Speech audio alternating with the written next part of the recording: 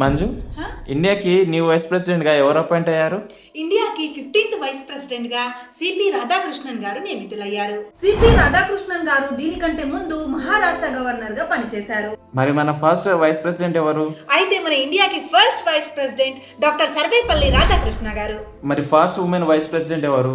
ఇప్పటి వరకు హిస్టరీలో ఒక్క ఉమెన్ కూడా వైస్ ప్రెసిడెంట్ కాలేదు. వైస్ ప్రెసిడెంట్ గురించి ఏ ఆర్టికల్లో ఉంటుంది మంజు? సరే, వైస్ ప్రెసిడెంట్ గురించి ఇంపార్టెంట్ ఆర్టికల్స్ అన్ని నేర్చుకుందాం రండి.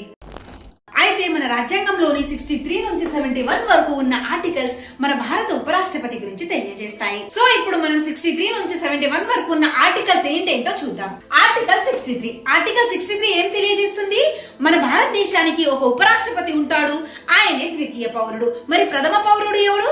రాష్ట్రపతి ప్రథమ పౌరుడు అవుతాడు. నెక్స్ట్ ఆర్టికల్ 64 ఏం తెలియజేస్తుంది?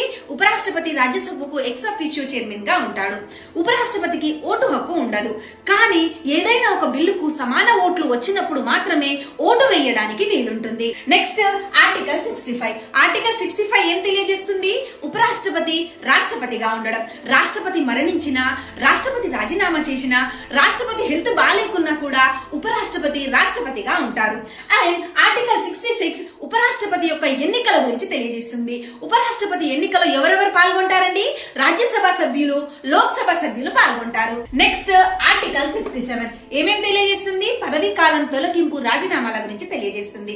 ఉపరాష్ట్రపతి యొక్క పదవీ కాలం 5 సంవత్సరాలు. ఉపరాష్ట్రపతి తన రాజీనామాను రాష్ట్రపతికి సమర్పిస్తారు. ఆర్టికల్ 68 ఉపరాష్ట్రపతి పదవి ఖాళీ అయినప్పుడు నూతన ఉపరాష్ట్రపతి యొక్క ఎలక్షన్ ప్రాసెస్ గురించి తెలియజేస్తుంది.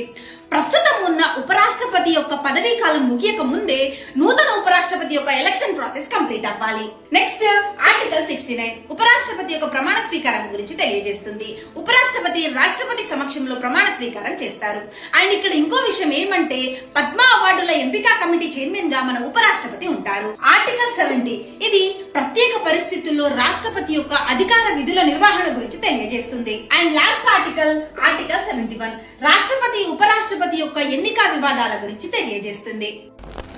అయితే ఫ్రెండ్స్, ఉపరాష్ట్రపతిగా ఉండి రాష్ట్రపతి అయిన వాళ్ళు ఉన్నారు కదా, వాళ్ళెవరో తెలిస్తే కామెంట్ చేయండి. వీడియో నచ్చితే లైక్ చేసి ఎగ్జామ్స్ కి ప్రిపేర్ అయ్యే మీ ఫ్రెండ్స్ కి ఈ వీడియోను షేర్ చేయండి.